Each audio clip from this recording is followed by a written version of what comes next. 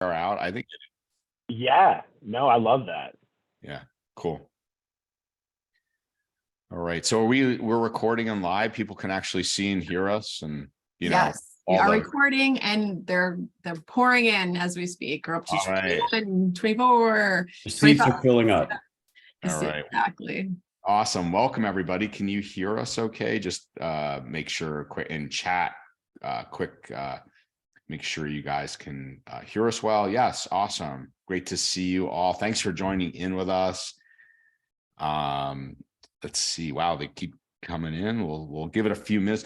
We'll start at around like I like to start like 3 after, and we'll get going. While you're coming in here, I am going to share out for you all, and I'll share it out again. I think it's just a really interesting article. It's on the Coinbase recent social engineering compromise that they had. And the reason I want to share that out, hey, Sean, good to see you. Good to see everybody. That is really interesting because we're going to be talking about, obviously, initial access and, phishing, social engineering, and offline. Craig and I were talking about, how interesting it is that threat actors communicate pretty effectively. Craig, I don't want to steal, kind of what you're saying, but like, why aren't we doing a better job? Is that about right? How you're kind of saying? Yeah. I think it's very interesting. We know that adversaries or would be bad actors. They're always talking, sharing what works, what doesn't, and I think we could do a lot better job of it on the defensive side. So I was really happy you sent that article out. Yeah, it was really, kudos to them, right? To be so transparent and share everything, kind of like LastPass, right, Craig? Kidding. Yeah. Yeah, full transparency, right? Only took, I don't know, a few months there, Chip, to finally get it all out for everybody. Well, it came out in a couple different dribbles, right? Yeah. First an acknowledgement, then a little bit of information, and now a little bit more back analysis. So, yeah. All right. I know we're at 3 after, so we'll get going. All right. So, welcome. I'm Andrew Morgan. I'm your moderator today, and thank you so much for joining us. I'm really excited about this because I got some really fantastic resources and human beings with me, most importantly. Housekeeping, just a few things. Yes, it's being recorded. Michelle, I'm assuming, yes, we will send it out after. So whether you were here or not here, you will get it. Tell the people that weren't here, they're getting it too. We will have a poll. In terms of questions, I will do my best because I'm moderating and everything. Question, or if I could ask you to help me, chat, love chat, keep it going, talk away. If there's a question, can you throw it into the Q&A section? And Michelle, are we good on Q&A? Does somebody want to maybe do a quick check there to make sure Q&A is working? If you could do that while I set the stage here, and then we'll throw up a quick poll. Someone throw in an ambiguous question, like, awesome, I see it coming through there. SaaS, okay, Ryan, thanks, appreciate it, guys, it's working, awesome. Okay, so let's get on into it. So Michelle, before we put up the poll, I just want to kind of set the stage here that what got me wanting to bring together Craig from Netwrix and Chip was this report from Microsoft, and it's that people are now the prime, not this is earth shattering, but people are now the primary attack vector. Understanding that threat actors use initial access to gain networks, and they're doing it through identity driven attacks. So much so now it's around 61% is the number they're coming up with. Now, by the way, you'll hear debates, right? So if you're way up market enterprise and you're talking to, the vulnerability management platforms, the VM platforms, I'm not sure if you've seen this, Craig or Chip, but, they'll say, we finally shifted from identity into vulnerability in terms of, so you go way up market, your mileage will vary here, but I think the vast majority, if you look at initial access, it's going to certainly come from this way. And certainly the CIS community defense model certainly supports this as well, and a lot of the data, Verizon data breach, et cetera. So these are things like, you'll see top tactics like password spraying, phishing, BEC as a result of this as well. So today we're going to talk about a few things, the latest methods threat actors are using to gain access, how to protect your organization from those type TTPs, password spraying, phishing attacks, the costliest attack vectors and how to prevent them, and then best practices to keeping your users and network safe. And arguably, hopefully talk a little about, how to go to market with this at the end if we have time. So Michelle, why don't you put up the poll? And if you guys could answer the poll, while we do that, let me start off with Craig. Craig, thank you so much for joining us.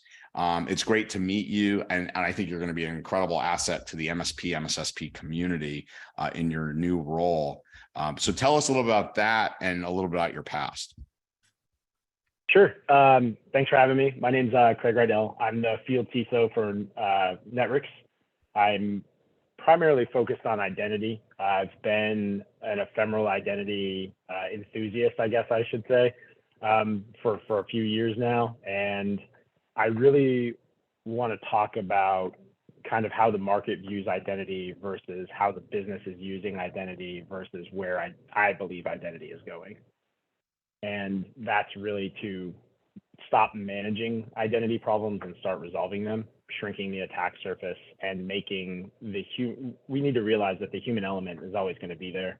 And how do we reduce the risk to as low as possible, knowing that? Awesome. Craig, will you throw in things like your perspective as we go on, like things like passwordless, obviously, and Sure. What you feel, where we're headed from your perspective, in other words, to really mitigate as much as possible. I'd really love that. If you could throw that in, because you were Absolutely. Also, I knew you're at Netwrix now, but you managed identity at a small company called HP. So I know you didn't mention that. So yeah, I guess I should have said that. I'm fairly new to the Netwrix family. Prior to coming over here, I was the Director of Identity and Access Management. So I owned all of identity at HP, machine, interactive, RPA, everything from start to finish. Awesome. Chip, awesome to have you as always. And it would be great if you could share a little about yourself and what you're doing these days. Sure, absolutely. So I'm Chip Buck. Made a early part of my career was primarily as an MSP. Built that MSP then into a software company. We've always been very focused on really the data security side. My passion is making sure that end customers understand that the whole point of security is keeping the crown jewels, the knowledge that's been built, Word documents and Excel documents and all that good stuff safe, because that's the target in the end for the threat actors of the world. We started SaaS Alerts in 2018 as an idea. In 2019, we started working on it. 2021, we launched it, and growing fast and preaching the gospel that as we move and transition to pure SaaS businesses, the security thinking has to change a little bit, and we have to reform our education on end users. It's a perfect webinar to discuss those things. Yeah. Awesome. Michelle, why don't you throw up the results? And as I asked Craig, and this is going to kind of be a mix, Craig, I'll have him take, some of the initial part of this, and then I'll talk about the results with them. So Craig, I always like to start off a webinar by grounding the audience, right? So, what does good look like when it comes to the principles of identity and access management? Where do things go wrong?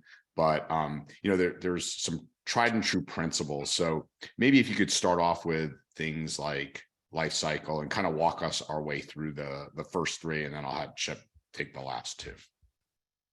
Sure. I think it's very interesting looking at all of the technologies listed here and how they interface. I'll share maybe a lesson learned is all of this stuff is so predicated on good AD or group management hygiene, things like that sometimes it's really easy to just jump right into solving the problem. And it's not, you have to look at it holistically. So if you don't have good AD hygiene, a lot of these things can fall flat very quick. They can get you into financial trouble very quick. So I would say lifecycle governance, IGA, this is probably the workhorse of a modern, robust identity solution, in my opinion. It's also the hardest and most painful thing to implement from start to finish. You can talk about IGA and application factories and user onboarding and all of that stuff, and that's all great. But then when the conversation switches to role-based or attribute-based access controls, you're doing role mining and data mining and all of that type of stuff, it's an incredibly costly process to start up front, and then leads into a very long tail. So you just need to be ready to take on something. It's, you know, I think in the vendor community, we don't do a good job sometimes of telling the truth on what something's going to take and all of the upstream and downstream implications of that. Federation single sign-on multi-factor authentication, you know, this is I guess where I think most identity projects start. The need for MFA, and then eventually branches into, IGA is Identity Governance and Administration. You can basically think of that in three main areas: movers, joiners, and leavers. So as people join the company, leave the company, or, you know, grow inside of the company, their roles and permissions should dynamically change with them. It shouldn't be a manual process. That's how we can avoid things like snowballing permissions, and one admin or engineer who's been with the company for like 30 years all of a sudden has the keys to the kingdom, and if his account or his or her account got compromised, it would be very damaging. For the MFA and single sign-on piece, I think this is where we start to get into a very interesting conversation around cybersecurity in the business. Of course, cybersecurity professionals, we'd love to prompt everybody for MFA anytime they did anything. Unfortunately, it would slow the speed of the business down too much, and we couldn't make profit, which pays us all, and we all like that. So that's kind of an entry-level kind of identity project, in my opinion. And then network access control, this is something that I am, as an ephemeral person and somebody who wants to get deep into PAM and things like that, this is the cornerstone to making sure that you're not implementing a security solution that's just going to be immediately bypassed. And that's what I mean by when we talk about our total ownership of a project. Often, me owning identity at HP, I didn't own AD, but I needed it. I didn't own network, but I needed it. So having these cross-pillar communications, kind of taking it all the way back to the start of the webinar, doing a better job of communicating across teams and not letting things get so siloed, that's really, really important for any of those projects. Craig, can I just ask you before Chip goes, you know, most MSPs and even MSSPs are dealing with small to medium business. So up market, you know, an HP, an enterprise, you know, there's lots of resources, and the understanding that we're internally protecting ourselves and all these governance is a cornerstone of it. Dealing with a small business, you know, they might even go, what is governance? Do you know what I'm saying? So knowing that, your advice to an MSP dealing with small, medium business, often I find inventory is just, to your point, it's so overlooked, whether it's inventory of hardware, software, but user inventory, service account inventory, right? Is that maybe a where to start, even though you're saying, you know, we're talking about, you know, people that join, people that change, people that leave? Yeah, I mean, IGA, or the governance and administration of identity, it really is scalable based on the size of your business, and the complexity obviously scales up as you create more personas and roles and things like that. But it doesn't mean that the problem at its core changes. Really, what you want to make sure is that, you know, the person who's no longer with your company, or a third party that you helped, you know, onboard to do a specific task or help with a project, that those credentials don't live out there to be sold as, you know, identity as a service or credentials as a service or something like that. It's really just, at the end of the day, it's just proper hygiene. And I think that getting back into that ephemeral look, you'll start to see this part of that shrink as more companies embrace ephemeral identities and ephemeral passwords. And really all I mean by that is, to use an analogy that I heard the other day, you wouldn't call an Uber because you eventually needed to go somewhere. You call it when you need it. Why should identity be any different? Why should that identity exist statically out there on an endpoint when it could just be provisioned right at the time it's needed and then destroyed when it's not. Really cool stuff. Chip, before you go into yours, I just love your perspective, because this is the heart and soul of a lot of where the attacks you see day in and day out. Is that not fair?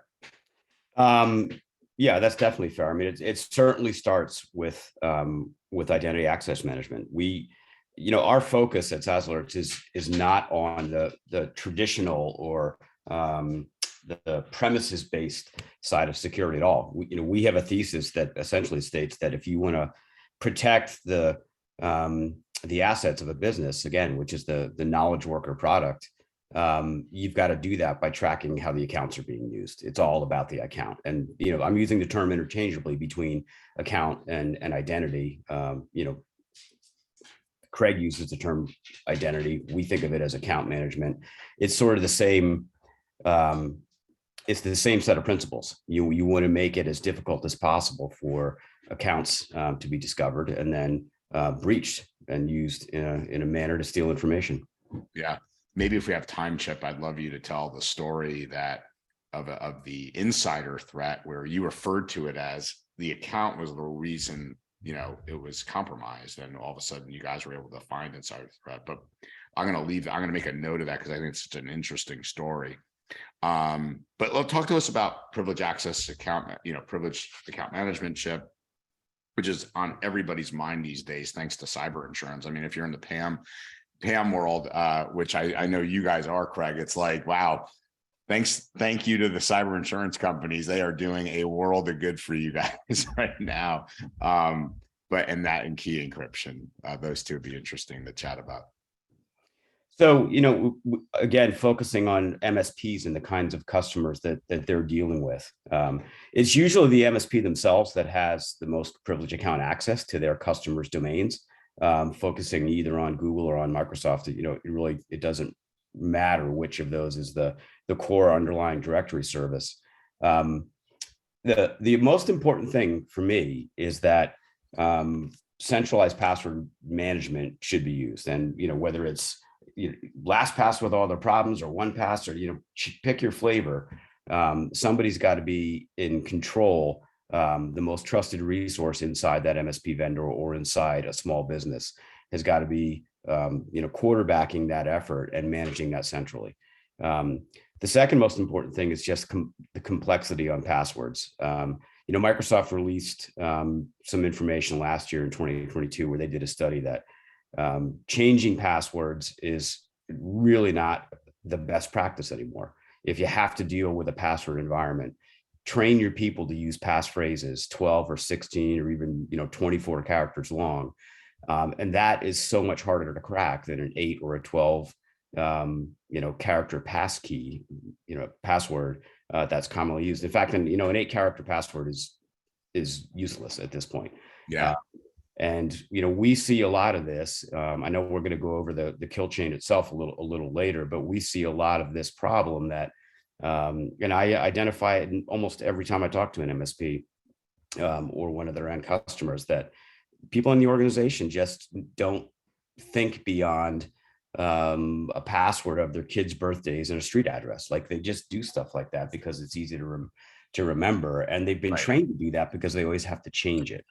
So the overwhelming advice I would give anyone, if they're trying to do the simplest thing they're going to get the least pushback on to improve account access control, is to train their team, come up with a long passphrase. I don't care if it's a few lines from a poem that you like or whatever, and we're not going to force you to change it anymore. Come up with something that's 16, 24, even 32 characters long if the systems that you're accessing permits it. And we won't force you to change that. And that's going to improve their chances of remaining uncompromised, just that one little act. Got it. Well, I do want to ask, because we've had these results. Michelle, thanks for doing the poll up. Chip, I do want you to chat, because you have some insights. I'm going to give everybody, for those of you that weren't tuned in or at Right Up Boom, Craig, we were fortunate to have Executive Director Brandon Wales, first time ever CISOs addressed MSPs and MSSPs this past week. And one of the things he stated was, which he says, what was frightening to us is we found out that only 30% of Microsoft Enterprise Cloud has MFA on. And so first, before I get your take on that, because you played up market, Craig, Chip, why don't you maybe enlighten everybody what you guys had, and I know because you guys shared this with me on the SASE report, because we have these poll results. What is the actual number for MSPs customers having MFA fully enabled? Well, I'm embarrassed to say it's not a whole lot better than the 30%. So among our the accounts that we monitor and manage on behalf of MSPs, that number is 32%. Yeah. Maybe it's a slight bit higher because we give MSPs some tools to really help address it. We give them very graphical ways of bringing across the actual threat landscape to even the small business. We give them ways of reporting on MFA regularly, cleaning up stale accounts, those kinds of tools that help address this. And we preach it like crazy on every single call. We coach our MSP partners all the time. There's knowledge base articles that aren't about our product, that are about, hey, how do you talk to your customer about MFA? I feel like it's, how do you talk to your kids about drugs? It's sort of the same thing, unfortunately. The pushback that people get still just amazes me. I mean, it's not a difficult process for anyone to go through, and look, SMS has been given a bad rap, deservedly so, but it's better than nothing, right? If that's all people are willing to do, then use it. Certainly better with authentication app or push notification the way Google does it. There's lots of different flavors of this, but it's just not that inconvenient. And, in the Microsoft universe in particular, the fact that Microsoft will let an end user account by default stay logged in to a browser session for days makes this an absolutely irrelevant argument. Like, no one should complain and say, well, I don't want to have to do that every time I log in. You don't have to do that every time you log in. And if you're using native apps connected to Microsoft 365, you don't have to do it unless your administrator goes in and forcibly expires your tokens. I mean, you're done. You log into your local copy of Word, Outlook, and Excel once, and Microsoft is handling the tokenization process and the security on that in-flight data on the back end, and you don't have to worry about it. So it's just, you got to do it. Yeah. Craig, I'm going to ask you in out of, maybe you can throw in your experience, the 30%, comment from Executive Director Wales, but in your experience, we talked about these principles so far. Which is the most challenging to implement, and why is that?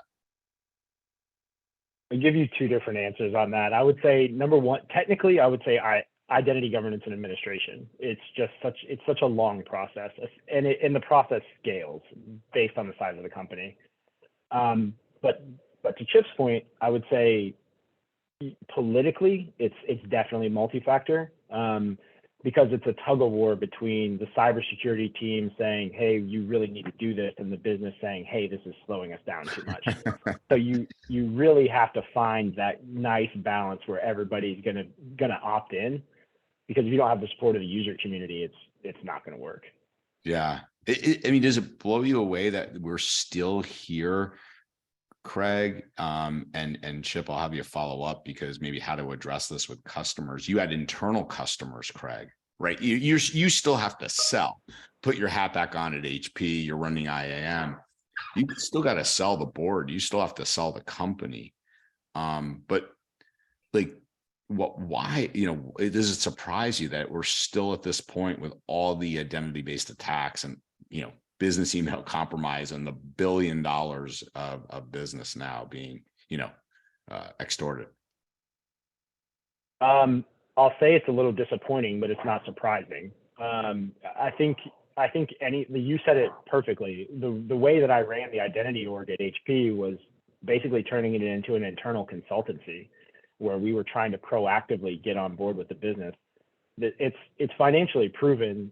The longer you wait to implement identity controls, it multiplies how expensive it is, and it also lowers the security posture.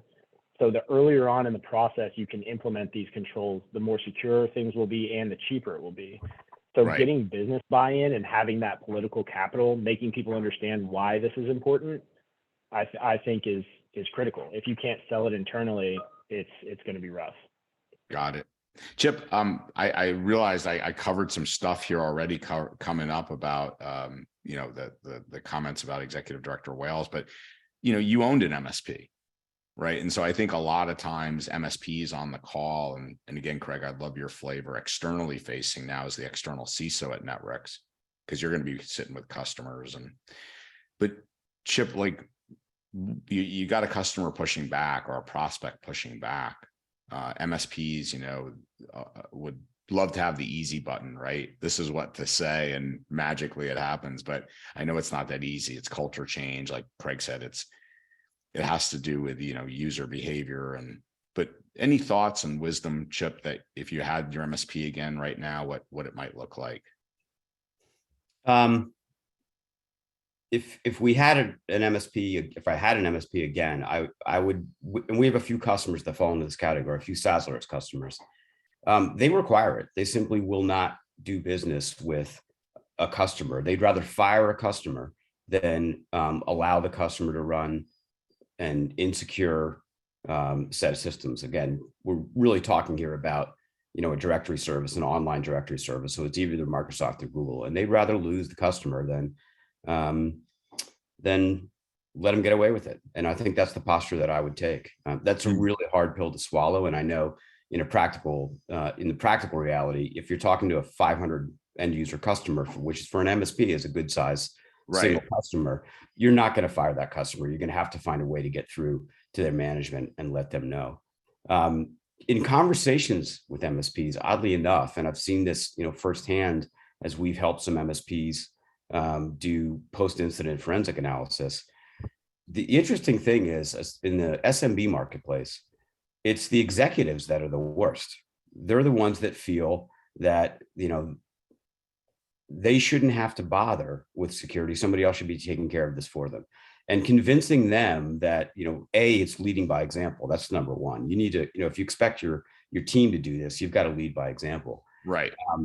But number two, helping them realize that whether, they don't have a board because they're a small company and they built this thing with their, bare hands, or they inherited it from their father, whatever the story is about the business, they feel that they're above reproach. Right.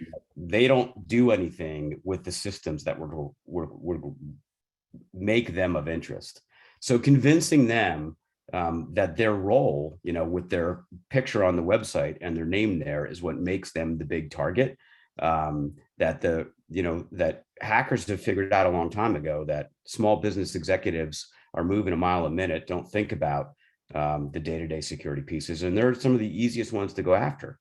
Yeah. Once you get them, they have an interesting set of bad habits. One of which is using the same password, not just for their small business Microsoft account, but for their bank, and for their travel agency, or for their kids' daycare login, whatever else.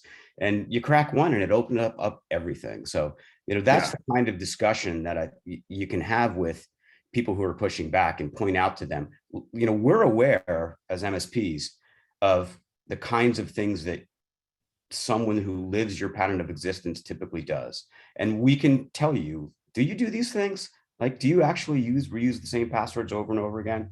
And start walking them through just how much of their life they're putting at risk. And that's really the only way to get through. So Craig, I'm going to kind of posture an off the cuff thing here to you, but I think I love what was being said in chat. It's almost like the tale of two MSPs, right? On one hand, George is like, we've baked it into our MSA.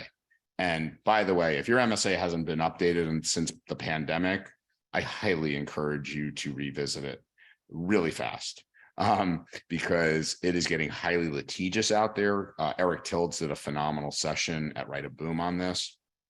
But that's one approach. Hey, this is the way we do business, right? This is the way we govern ourselves. This is the way we work with our customers. Another approach, which Chris said, is I think a really interesting one too, Craig, and you agreed with this, that you have to, help them discover it. And could that discovery be a social engineering engine? So if you had an MSP, Craig, a social engineering exercise, hey, I'm going to go on the dark web, right? And or there's plenty of repositories for creds out there. It's not too hard to get somebody's, credentials, and, basically compromise them. And, as part of, a statement of work, right? Hey, we're going to walk through this exercise because that's how much we believe in it. We're going to compromise you, right? We obviously have it in statement of work that we're doing this for the good of the company. Here's what we're going to do. This is how we're going to social engineer. And we're going to show you, right? If we can't get you to do this, is that an approach? Love your thoughts on it. I think you might be on mute. Sorry, there was construction noise outside. It's easy for us to forget sometimes that stuff that may be common sense to us isn't to everybody. We're cybersecurity professionals, it's what we do every day. So I think when you need to go educate somebody, it's another balancing act between you want to educate them on something they may not understand without sounding condescending. I've had good success by showing, helping them lead to the conclusion that they need multi-factor. And that's generally done by doing stuff like go get on YouTube and show somebody a rainbow tables attack, and then just show them like, hey, this is really how easy it is to compromise a password. Hey, this is really how easy it is to move laterally through a network, all of these things, and then let them come to their own conclusion. Wow, we really need something about this. The other part of that is, regardless of how big the company is, cybersecurity is always a cost. Very, very rarely do we ever get to show an ROI. So telling them, hey, you can implement this for free. There's also paid versions. But if you don't have somebody that knows how to tune a multi-factor authentication system, maybe start looking at other things. Don't just push one thing. Maybe look at YubiKeys. Maybe look at CAC or PIV cards. There's a ton of different ways to do multi-factor authentication. It doesn't always have to be done in what I would assume the most popular sense is, which is through an app. That may be my preference, but it may not be everybody's. Yeah, very cool. So I'm going to follow up with you, Craig, because Chip, you mentioned passphrases. You beat me to this question, but I really want to hit on it. John Strand, are you familiar with John and Black Hills BHIS at all, Craig? If not, no worries. But yeah. So he's one of the top offensive guys out there. SANS instructor for 15 years, and they do fairly a stellar job training a lot of companies globally as well. So he was asked in an interview, "Hey, John, you get one piece of advice, one control, if you will, only. What's the top one?" And without beating an eye, he just said, it's passwords, strong passwords, passphrases more specifically. And I'd love your thoughts on it. And, specifically, if you would recommend one, if you had to recommend one to MSPs and MSSPs, is there one, in particular? Is it, something to prevent lateral movement that you guys are really, emphatic about, or something of that nature? So I'd love your thoughts on both of those. Yeah, that's kind of a hard question to answer. I think passphrases is probably the easy one because you can implement that today with very low or no cost, right? Right. I think passphrases for me, it's kind of interesting to see the change in passwords. First, it was like alphanumeric, then it was alphanumeric with special characters. Now it's like none of that really matters. It just needs to be very long.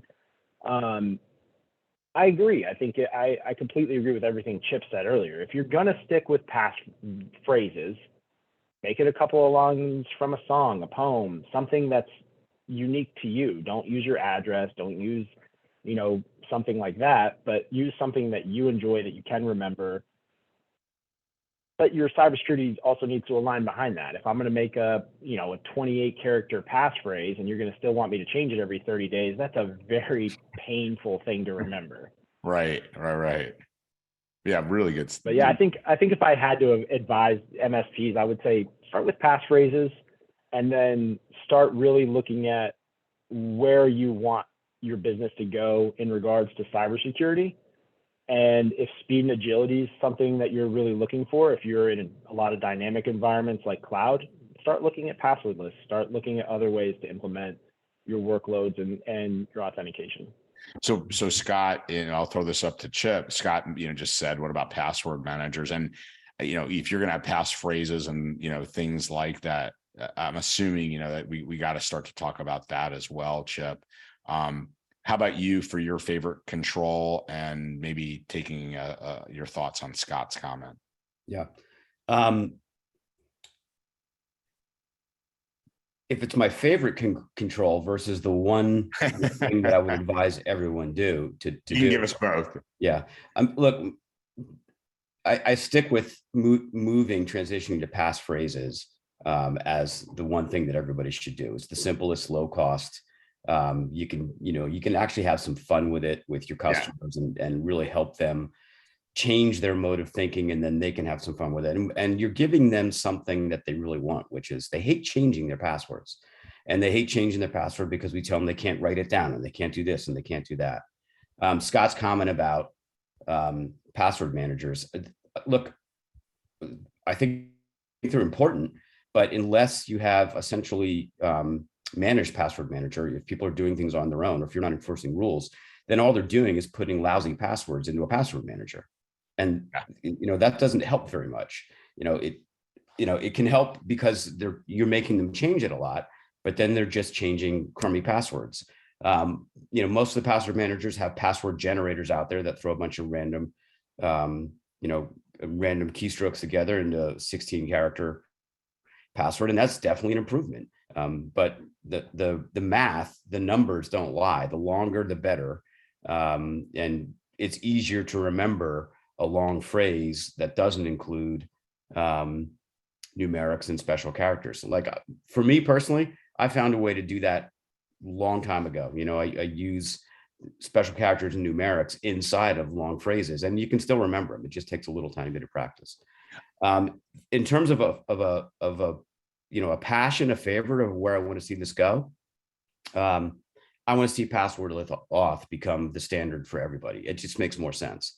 Whether it's YubiKey, Scott or Craig mentioned YubiKey before, I'm all over it. I think the push from the FIDO Alliance, Microsoft, Google, and Apple getting together and stating that they're really, really going to push toward FIDO passwordless authentication. I think that's the best way to go. There's a lot of small businesses that aren't going to want to afford things like a YubiKey, but you can accomplish a lot in passwordless authentication without using necessarily a hardware token. You can do it on a mobile device still. I mean, Apple wants to own the world with this, obviously, and Google's going to do everything that they can do on the Android side and on the mobile app side. But to me, that's the actual safest way to go. There should be no password. You've got an account name that identifies who's trying to access whatever resources you've got.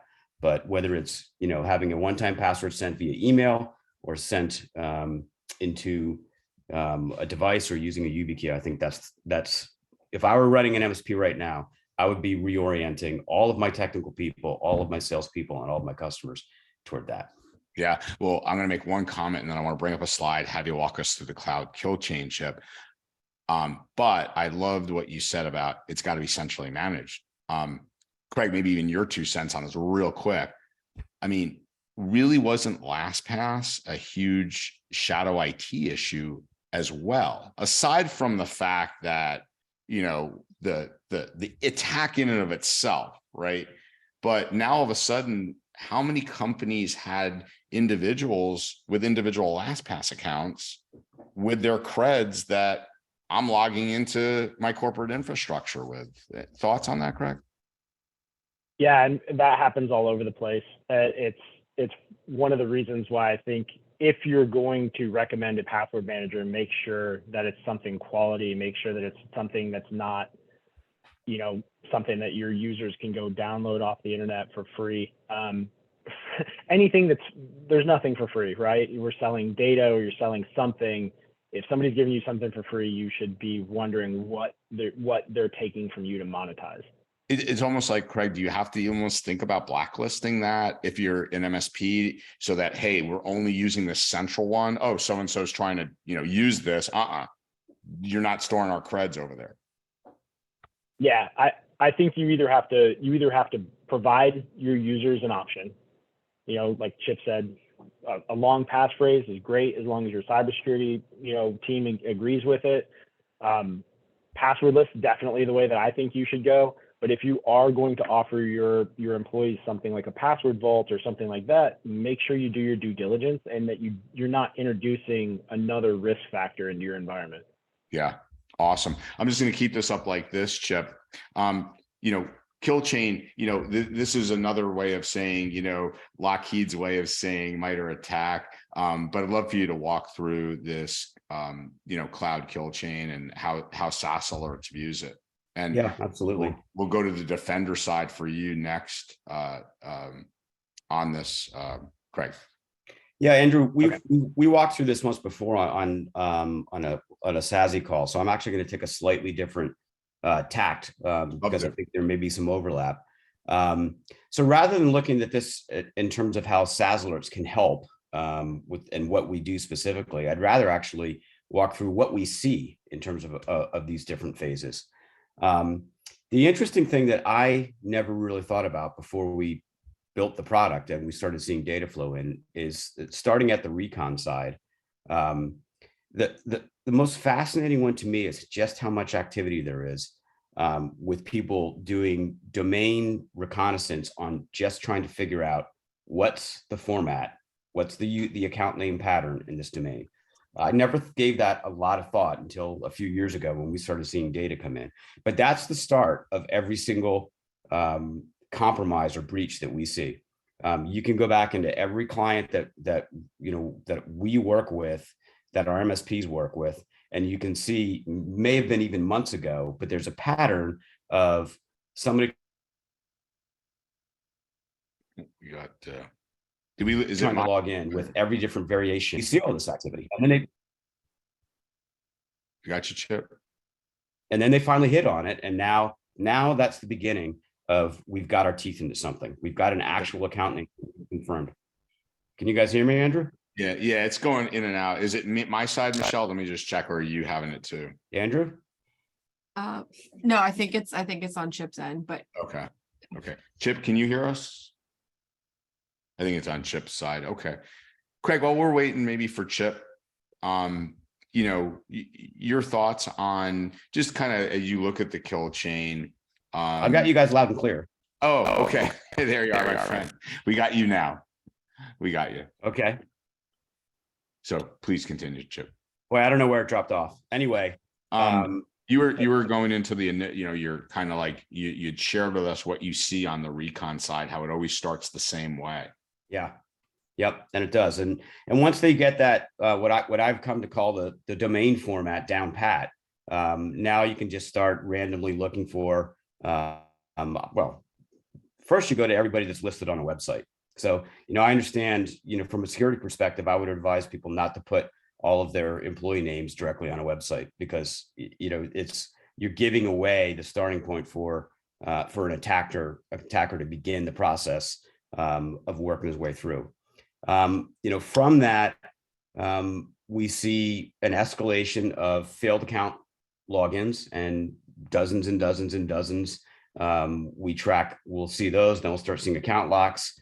And if there isn't MFA present, sometimes even when there is, unfortunately, you'll ultimately see that account get logged in, usually from an unauthorized location. That's why we're so picky or so passionate about using whitelisting or rules inside the domain to prevent access from unauthorized locations around the globe. And then you see the file movement. That's the next piece is instantly people start modifying email settings and going after files. Tracking and being aware of on a user by user basis inside the organization, what that knowledge worker is expected to do day to day is incredibly important because most people are not expected to, run through the sequence of download 100 files and then delete them, or download 100 files and encrypt them. Like that isn't the way the job works. And we see that exact evidence in an ongoing compromise all the time. So, do something to both train the team members in the organization about what their role is and what the expectation is, and make sure that if they jump out of those boundaries, it's going to be a red flag, and then start watching for it. Good. Craig, let's call this question to you, defender's advantage, right? We know that when an attacker lands, they don't always know where they're at. It's when they're the most noisiest. So I'd love your perspective on detective controls or even preventative controls beyond that, of like, what's most on your mind there in terms, is it, canaries? Is it cyber deception? Is it PAM? You just kind of love your thoughts and perspective on this when they're the most noisiest. Definitely PAM for me. That's one of the things that, for me, transitive trust or lateral movement, we know how, regardless of the vulnerability that gets exploited, how you get in the network, maybe it's a phishing campaign, maybe it's something more advanced.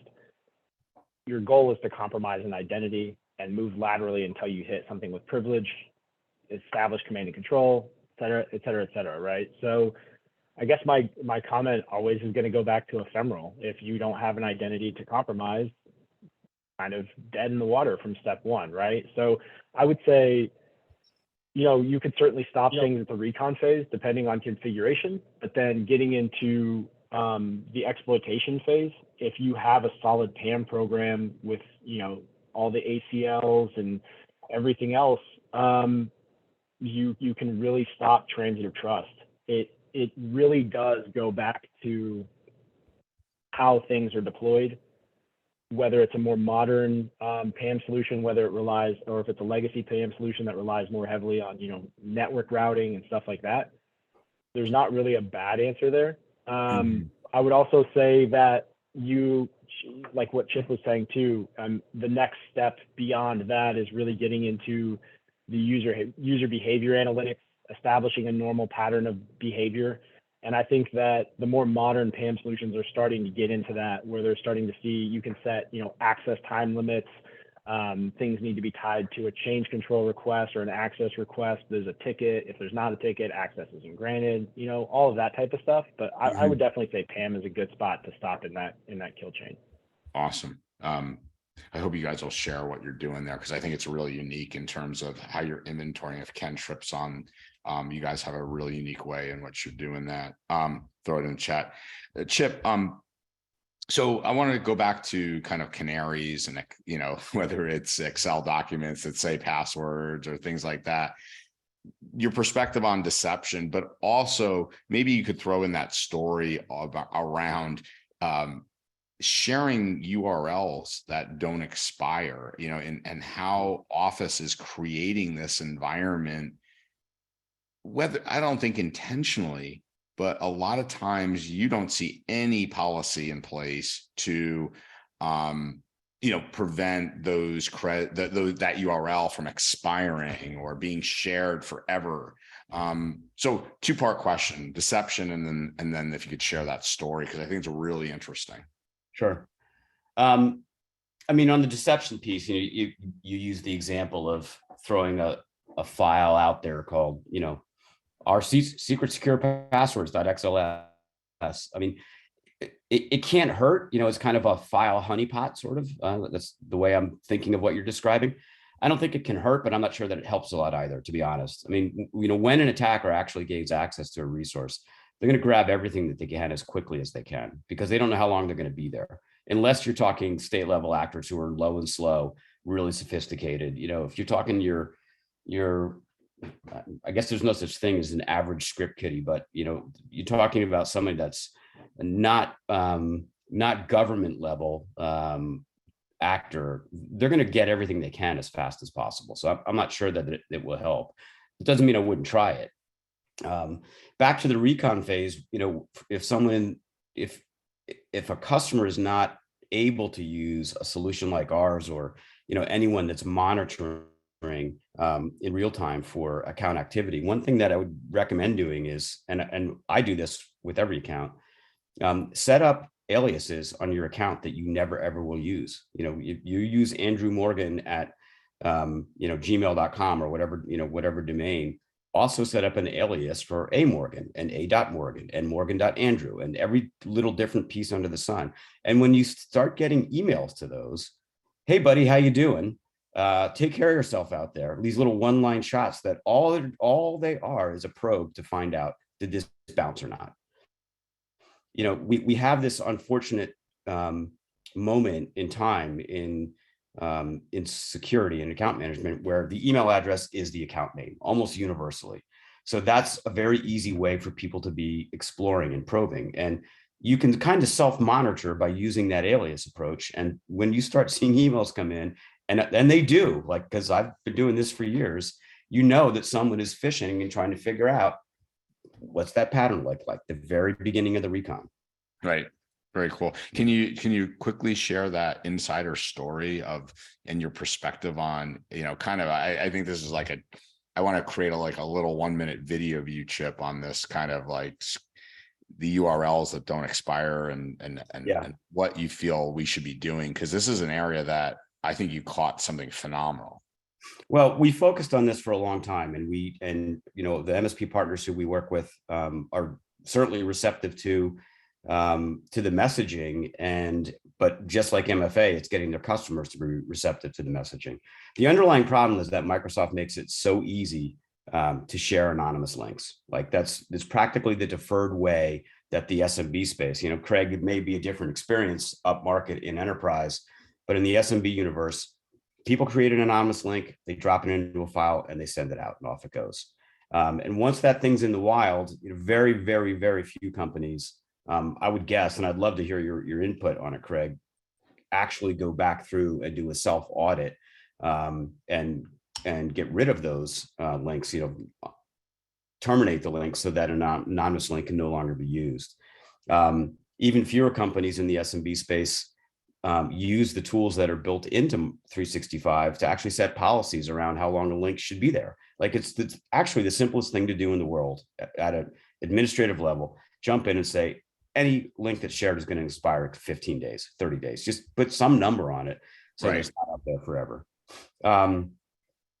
The specific incident that you're talking about, Andrew, I think is we had a case where one of our MSP partners was monitoring with SaaS Alerts and brought to the attention of a customer that there were many anonymous links that were being used from an unapproved nation.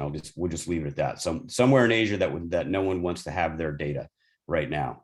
A little bit of forensic analysis on the account itself and the other activities that the account holder was engaged in revealed a pattern of behavior where an anonymous link would be created, sent to an email address that was nondescript, random at somedomain.com, access then from multiple different places inside this particular country that they don't do business with.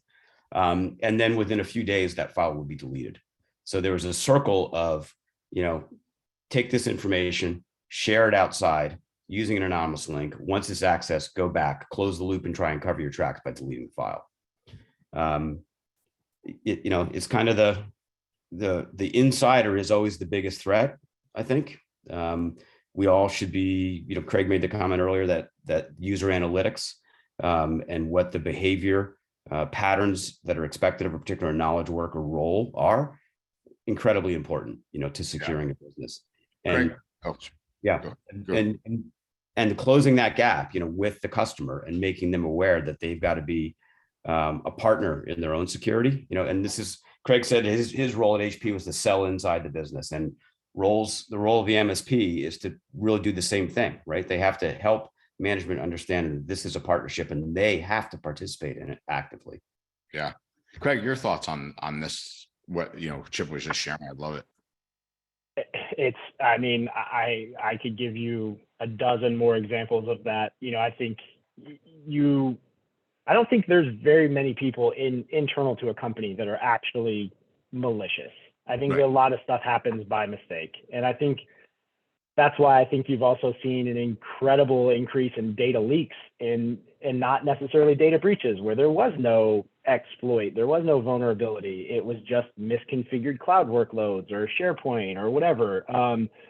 But yeah, I think anytime you get into a company that's bigger, that's just more people who potentially could make that mistake, right? So it scales up the same way everything else does.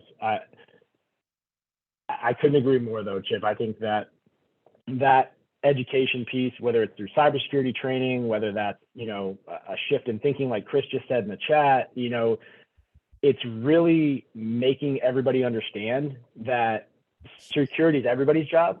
And that's really hard to do at enterprise, where they're like, well, you're the CISO, you do it. It's like, but that's, it's Uber tried that, Craig. It job. wasn't too successful. Yeah.